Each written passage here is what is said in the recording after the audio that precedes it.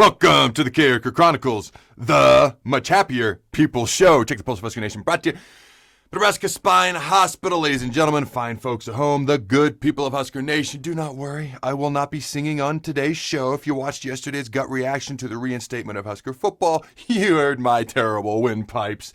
This is, however, the same shirt that I wore on yesterday's show. This is Thursday, yesterday was Wednesday, but here's the deal.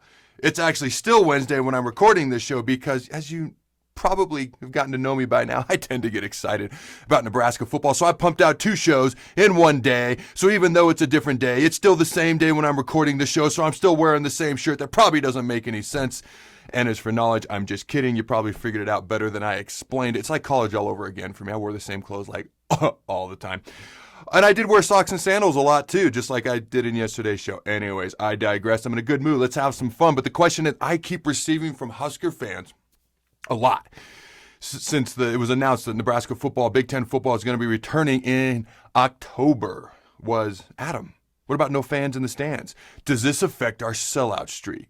So in case you don't know, as of right now, no fans are allowed in the stands for Big Ten football games when we resume play October 23rd, 24th that weekend. The only people allowed in the stands are families of players and presumably coaches as well. This is a Big Ten mandate. Now, Bill Moose and Ronnie Green, when they had the press conference yesterday, they spoke about how they would have preferred each school or each region be able to decide on their own because, Rutgers is in New Jersey. That's not exactly close to Nebraska. Things are a little bit different state to state and region to region.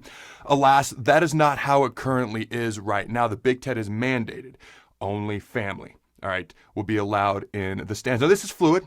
Things are going to change. There's a lot of things that they're going to be looking at before Big Ten kicks off in late October. Some of this could change. This is a fluid situation, as we know. A lot of these things will be revisited, okay, over the next month. Now, what about the sellout streak? Does this end the sellout streak?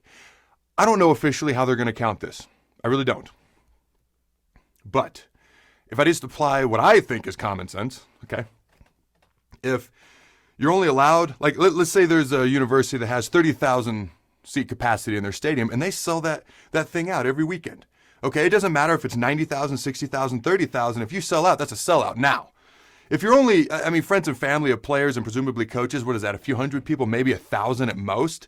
So if you can't fill your stadium because you're not allowed to, how does that count against you? But at the same time, you're not really filling your stadium, so how does that count for you? So for me, I think this year should just be set aside. Because if you can't fill your stands because you're not allowed to, how's that held against you? Yet at the same time, if you're only going to have like a few hundred, maybe 1,000 people at most in the stands, it's not really a sellout either. If you get my point, I don't think it should be for or against the sellout streak. In my humble, wannabe, common sense way of looking at it, I think it doesn't count either way. I don't know how else you could do that, in my humble opinion. Let me know. This is a people's show, all right? What do you guys think? Does this affect the sellout streak in one way or another? To me, it doesn't. All right, I want to leave you with this, and I also want to hear your thoughts on this as well. My thoughts on if fans should be allowed at games. I think you can allow a small percentage in.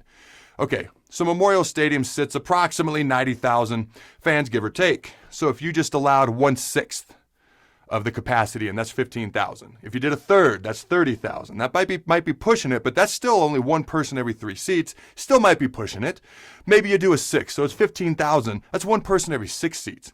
Now, I will say this is fluid. Like I mentioned before, this could possibly change, but at the same time, we have football. My Lord, we have football.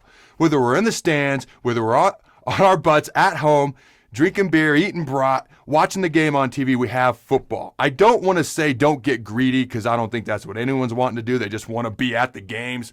But we have football, and if we push our luck too much with the Big Ten and then something does happen, they might say, see, we told you so, too much. I don't know. I think you can do it, but we have football. Let me know your thoughts. Go Big Red, and always remember to throw the ball. Thanks again to our sponsor, Nebraska Spine Hospital. Ladies and gentlemen, when it's your spine, you do not want to mess around, and experience matters. That's why you can trust the experts at Nebraska Spine Hospital, the region's only spine-specific hospital. They are the best at what they do.